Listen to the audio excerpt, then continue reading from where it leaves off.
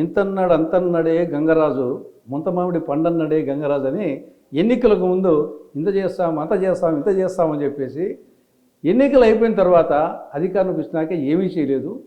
కాబట్టి ఏరు దాటినంత వరకు ఓడమల్లన్న, ఏరు దాటినాక బోడిమల్లన్న అనే నైజం వచ్చేసి చంద్రబాబు ప్రభుత్వం ఉంది. కాబట్టి ఇది అట్టర్ ఫెయిల్యూర్ గవర్నమెంట్. ఇవి కాక ఇంకా ప్రధానమైనటువంటి అనేక అంశాలు ఉన్నాయి ఫెయిల్యూర్ కింద. అప్పులు, ఇదే జగన్ ప్రభుత్వం వచ్చేసి శక్తికి మించి అప్పులు చేస్తూ ఉంది. రాష్ట్రాన్ని అప్పుల ఆంధ్రప్రదేశ్, రుణాంధ్రప్రదేశ్ చేస్తామని చెప్పేసి టీడీపీ వాళ్ళు మేము అందరం విమర్శించాం. కానీ ఈనాడు చంద్రబాబు ప్రభుత్వం చేసింది ఏంటి? ఈ 108 రోజుల్లో 25,000 కోట్ల రూపాయలు అప్పు చేసింది. అంటే అత్త కోడలికి బుద్ధి చెప్పి తెడ్డు నాకిందంట. అత్త కోడలికి బుద్ధి చెప్పి ఈవిడే తెడ్డు నాకిందంట. ఆ విధంగా గత ప్రభుత్వాన్ని, జగన్ ప్రభుత్వాన్ని విమర్శించి మీరు చేస్తున్నది ఏమిటి? ఇప్పుడు అంటే మీరు సంపద సృష్టిస్తామని చెప్తున్నారు. ఇదే సంపద సృష్టించడము, అప్పు తేవడం సంపద సృష్టించడమా? మూడవది ఇసుక. గతంలో వచ్చేసి జగన్ ప్రభుత్వం మాఫియా రాజ్యము, land mafia, sand mafia, wine mafia, mine mafia, ఎర్ర చందనం మాఫియా, ఎర్ర మట్టి మాఫియా, సబ్సిడీ బియ్యం మాఫియా, మాఫియా రాజ్యం అని చెప్పాం. మేము కూడా చెప్పాం. దాంట్లో ఒకటి మైనింగ్ కింద ఇసుక. మీరు ఏం చెప్పారు? మేము వస్తే కన్నా ఉచిత ఇసుక విధానం అమలు చేస్తామని చెప్పారు. ఈరోజు ఏం జరుగుతుంది? ఉచిత ఇసుకలో ఉచితము లేదు, నేతి బీరకాయలో నెయ్యి లేదు. అంటే ట్రాన్స్పోర్ట్కి కొంత అమౌంట్ తప్ప మిగతాదంతా ఫ్రీ ఉచితంగా ఇస్తున్నారు. గతానికంటే ఇప్పుడు దీని కింద వచ్చేసి 1 జిఎస్టీ ఉంది, 2 సెనరేజీ ఉంది, ల్యాండ్ లోడింగ్ ఉంది, ట్రాన్స్పోర్ట్ ఉంది. సరే, ఏది ఏమైనా కానీ ప్రజలకు వచ్చేసి గతానికంటే ఎక్కువ. గతంలో ఒక లారీ 12,000కో 14,000కో వస్తుంటే కడపలో, ఇప్పుడు 20,000కు కొనాల్సి వస్తుంది. అది కూడా అందుబాటులో లేదు. ఓ దిక్కు అందుబాటులో లేదు, ఓ దిక్కు అందుబాటులో వచ్చింది కూడా ధర గతానికంటే ఎక్కువగా ఉంది. కానీ ఈ పాలసీ ఏమైంది? ఉచిత ఇసుక విధానం. అందుకోసం వచ్చేసి ఉచిత ఇసుక విధానం తుస్సుమంది. ఉచితంలో ఉచితం లేదు, నేతి బీరకాయలో నెయ్యి లేదు. సార్, విజయవాడలో వచ్చినటువంటి వరదలు చంద్రబాబు నాయుడు సీఎంగా ఉండబట్టే ఇవాళ బెజవాడని సేఫ్గా ఉంచామని చెప్పి టీడీపీ ఎన్డీఏ గవర్నమెంట్ చెప్పింది.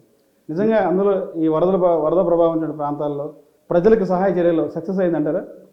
ఈడ నాణానికి బొమ్మ బొరుస ఉన్నట్లు ఇక్కడ ప్లస్ పాయింట్స్ ఉన్నాయి, మైనస్ పాయింట్స్ ఉన్నాయి. ఇక్కడ వరదలు వచ్చినప్పుడు 4 స్టేజ్లు ఉంటాయి. ఒకటి ఇమ్మీడియట్గా రెస్క్యూ ఆపరేషన్, తర్వాత వచ్చేసి రిలీఫ్ ఆపరేషన్, తర్వాత రిహాబిలిటేషన్, తర్వాత రెస్టరేషన్. 4 దశలు ఉంటాయి. ఇమ్మీడియట్గా రెస్క్యూ, ప్రాణాపాయం కాకుండా లోతట్టు ప్రాంతాల వారిని, మునిగిపోయే ప్రాంతాల వారిని ఇమ్మీడియట్గా వాళ్ళని వచ్చేసి సురక్షిత ప్రాంతాలకు తరలించడం అనేది ఫస్ట్ ఇమ్మీడియట్గా చేయాల్సిన పని, రెస్క్యూ ఆపరేషన్. దాని తర్వాత ఆ వచ్చిన వాళ్ళకి రిలీఫ్, వాళ్ళకు వచ్చేసి ఆహారము, మందులు, నీరు, పాలు ఇవ్వడం. దాని తర్వాత వరదలు తగ్గిపోయినాక వాళ్ళని మళ్ళా వాళ్ళ రీహాబిలిటేషన్, వాళ్ళ ప్రాంతాలకు రప్పించడం, అక్కడ వాళ్ళకి కావాల్సినటువంటి సరుకులు కొంత ఇవ్వడం. 4వది రెస్టరేషన్, అంటే రోడ్లు కానీ ఎలక్ట్రిసిటీ కానీ ఎన్ని పోయింటాయి దానివల్ల రెస్టోర్ చేయడం. ఈ 4 దశల్లో చంద్రబాబు ప్రభుత్వము ఫస్ట్ 2 దశల్లో ఘోరంగా ఫెయిల్ అయిపోయింది. రెస్క్యూ ఆపరేషన్ ఇప్పుడు వాతావరణ శాఖ చాలా అడ్వాన్స్గా చెప్తుంది.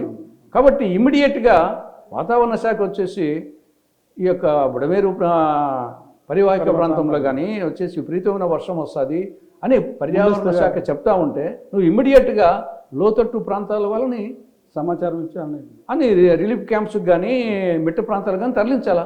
ఆడ ఘోరంగా ఫెయిల్ అయిపోయింది గవర్నమెంట్.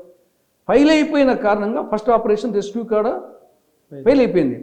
దాని పర్యవసానంగా రిలీఫ్ అందరికీ ఇవ్వలేకపోయినావు. నువ్వు రెస్క్యూ క్యాంపులకు వచ్చే కదా వాళ్ళకి రిలీఫ్ ఇచ్చేది.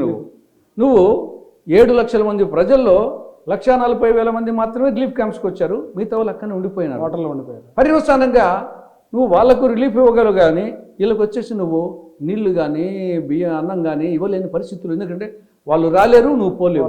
ఆ విధంగా 2-3 రోజులు ఆహాకారాలు చేశారు. కాబట్టి 2వ దాని కాడ రిలీఫ్ కాడ కూడా టోటల్ ఫెయిల్. ఇంకా మిగతా రిహాబిలిటేషన్ కాడ మళ్ళీ పోయిన తర్వాత వాళ్ళకి ఇవ్వడము అది సక్సెస్ అయ్యారు. ఇంకా రెస్టరేషన్ కాడ ఇంకా ప్రారంభమే కాలే. ఓన్లీ 4 దశల్లో 2 దశల్లో ఫెయిల్ అయిపోయినారు. 1 దశల్లో రిహాబిలిటేషన్లో సక్సెస్ అయ్యారు. 4వ దశ ప్రారంభమే కాలే. ఇంకా ఆ యొక్క బుడమేరు దాని యొక్క ఆక్రమణను తొలగించడం కానీ, దానికి గట్టు వేయడం కానీ, లేకుంటే రివిట్మెంట్ చేయడం కానీ, ఇల్లు వచ్చేసి నిర్మించడం కానీ ఇవి ఇంకా ప్రారంభమే కాలే. కేంద్ర ప్రభుత్వం నుండి ఎన్డీఆర్ఎఫ్ కింద ఇంతవరకు పైసా రాలే. నెలైంది.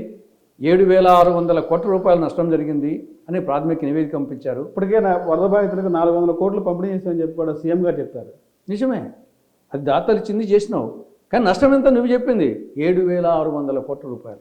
నువ్వు డిస్ట్రిబ్యూట్ చేసింది ఎంత 400 కోట్ల రూపాయలు. 7,600 కోట్లలో 400 ఎంత? కాబట్టి నువ్వు వచ్చేసి కేంద్రం నుండి ఆడ ఉండేది ఎన్డీఏ గవర్నమెంట్, శివరాజ్ సింగ్ చౌహాన్ వచ్చి చూసిపోయారు, కేంద్ర అధికారులు చూసిపోయారు, నువ్వు నివేదిక పంపించావు, మీ గవర్నమెంట్ ఇక్కడ ఉంది అక్కడ ఉండేది మీ గవర్నమెంటే. మరి ఏం తెప్పించావు? నేషనల్ డిజాస్టర్ రెస్పాన్స్ ఫండ్ కింద ఎన్డీఆర్ఎఫ్ కింద ఇది జాతీయ విపత్తు. నువ్వు వచ్చేసి నెల అయింది, ఇంకా పైసా రాలేదు ఆ స్కీమ్ కింద. కాబట్టి నేను చెప్పింది ఒక్కటి మాత్రము, రిహాబిలిటేషన్ కాడ సక్సెస్, మిగతా అన్ని ఫెయిల్.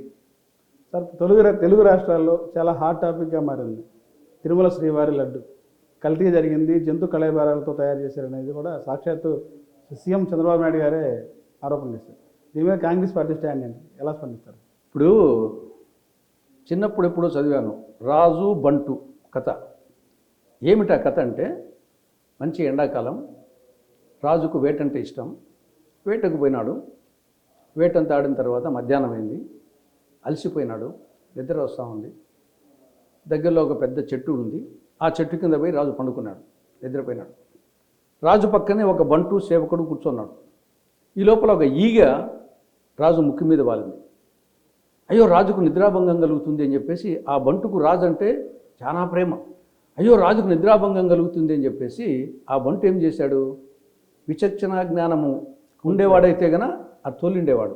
అతనికి విచక్షణ జ్ఞానం లేక ఏం చేశాడు, పక్కనే ఒక రాయి బండ ఉన్నది, ఆ బండ తీసుకొచ్చి మోదినాడు. ఈగను చంపాలని, నిద్రాభంగం కలగకూడదని. ఈగ వారిపోయింది, రాజు చచ్చినాడు. చంద్రబాబు నాయుడు చేసిన పని ఇది. ఆయన తెలిసో తెలియకో తిరుమల దేవస్థానం లడ్డుకు అప్రతిష్ట తెచ్చాడు, తిరుమలకు అప్రతిష్ట తెచ్చాడు, వెంకటేశ్వర స్వామికి నష్టం కలిగించాడు.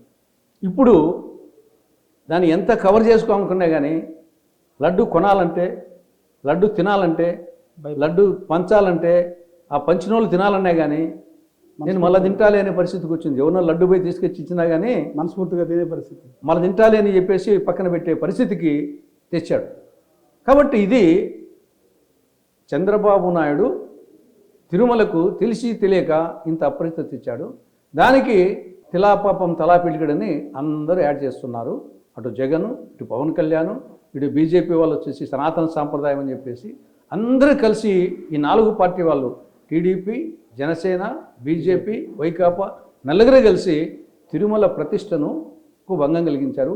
భక్తుల విశ్వాసానికి, నమ్మకానికి విఘాతం కలిగించారు.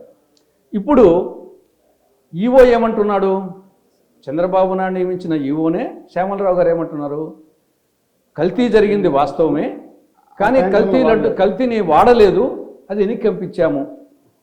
కల్తీ జరిగింది వాస్తవమే, వెనక్కి పంపించాము, దీన్ని వాడలేదు లడ్డు తయారీలో అని, కాబట్టి అపవిత్రత కాలేదు అని ఆయన అంటున్నాడు. చంద్రబాబు నాయుడు ఆయన నియమించినటువంటి ముఖ్యమంత్రి ఏమంటున్నాడు, కల్తీ జరిగింది, అది వాడినారు, అపవిత్రత జరిగింది, లడ్డూని తిన్నారు అని ఈయన అంటున్నాడు. వీళ్ళిద్దరు ఎవరు కరెక్ట్? ఈవో కరెక్టా, చంద్రబాబు నాయుడు ముఖ్యమంత్రి కరెక్టా? ముఖ్యమంత్రి నియమించిన ఆయనే కదా, దానికి ఆన్సర్ చెప్పాలి వాళ్ళిద్దరు. పోనీ చంద్రబాబు నాయుడు చెప్పింది కరెక్ట్ అనుకున్నాం, ఈవోను ప్రస్తుతానికి పక్కన పెట్టి. ఎప్పుడు జరిగింది కల్తీ? ఎవరి హయాంలో జరిగింది? జగన్ ప్రభుత్వ హయాంలోనా, చంద్రబాబు ప్రభుత్వ హయాంలోనా? అంటే జగన్ హయాంలో జరిగింది అనేది, జగన్ హయాంలో ఎప్పుడు జరిగింది నువ్వే ఒప్పుకుంటావు కదా, డేట్స్ ఇస్తున్నారు కదా. ఈవోనే చంద్రబాబు ప్రమాణ స్వీకారం చేసి ఎప్పుడు, జూన్ 12. టెండర్స్ ఏమో మార్చిలో జరిగింది, దానికి ఆర్డర్ ఇచ్చిందేమో మేలో ఇచ్చారు. కానీ సరఫరా స్టార్ట్ అయింది జూన్ 12 నుండి జూలై 6, 12 తారీఖులో మెయిన్గా జూలై సరఫరా అయింది. కానీ యాక్చువల్గా కల్తీ జరిగింది అని ఎన్డీడీబీ రిపోర్ట్ ఇచ్చింది జూలైలో. జూలైలో ఎవరు ముఖ్యమంత్రి? జగన్ ముఖ్యమంత్రి, చంద్రబాబు నాయుడు. కాబట్టి ఈ సెల్ఫ్ గోల్ కొట్టుకోవడం కాదు, చంద్రబాబు నాయుడు సెల్ఫ్ గోల్ కొట్టుకోవడం అంటే, మగని కొట్టి మొగసాలను ఎక్కిన నిరజానని సామెత ఉంది. ఇంట్లో మొగుని కొట్టి అలా ఆవిడ బయటకు వచ్చి నా మూడు నన్ను కొట్టాడు, నా మూడు నన్ను కొట్టాడు అని చెప్పేసి కేకలేస్తుంది. నీకు ఒకవేళ నువ్వు చెప్పిన ప్రకారం కల్తీ జరిగింటే నీ హయాంలో జరిగింది, అది సెల్ఫ్ గోల్ కొట్టుకోవడం నాకు ఏమన్నా అర్థం ఉందా?